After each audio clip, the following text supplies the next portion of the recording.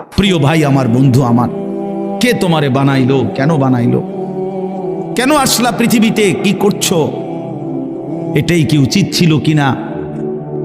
এতটুকু ভাবনা যদি না ভাবো, প্রিয় ভাই আমার, তো জিন্দেগি কি হলো? আর এতটুকু অনুভূতি যদি না জাগে দিলে, সারাদিনে এক ওয়াক্ত নামাজ পড়লাম না, তা আমি কিসের মুসলমান?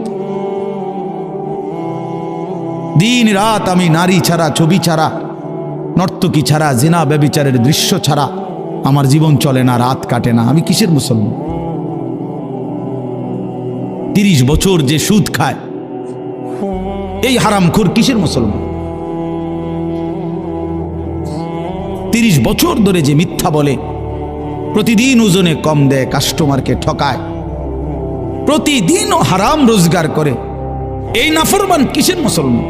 30 বছরেও কোনোদিন মনে পড়ে নাই যে তার আল্লাহ আছে? 30 বছরেও কোনোদিন কারো লাশ মৃত্যু দেখে নাই, কারো জানাজা পড়ে নাই, একটা বারো কলিজার মধ্যে কথা আসে নাই যে হায় এমন নীরব নিস্তব্ধ লাশ তো আমিও হয়ে যাব একদিন।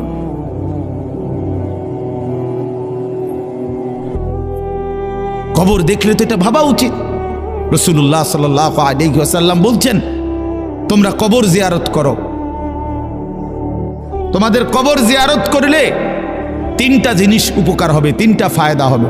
তুজাহিদু ফিদ দুনিয়া, দুনিয়ার প্রতি বিরাগ হবে, দুনিয়ার বিমুখতা আসবে, আখিরাতের ফিকির আসবে। ওয়া তুযাক্কিরুল আখিরা, আখিরাতের কথা স্মরণ পড়বে। ফাইন্না ফি জিয়ারাতিহা তাযকিরা, কবর জিয়ারতের মধ্যে তোমার নিজের জন্য তুমি উপদেশ লাভ করবে। রাসূলুল্লাহ সাল্লাল্লাহু আলাইহি সাল্লাম বলেছেন এই 3টা লাভ। 1 নাম্বার, দুনিয়ার প্রতি বিমুখ হবে, আখিরাতের আগ্রহ বাড়বে।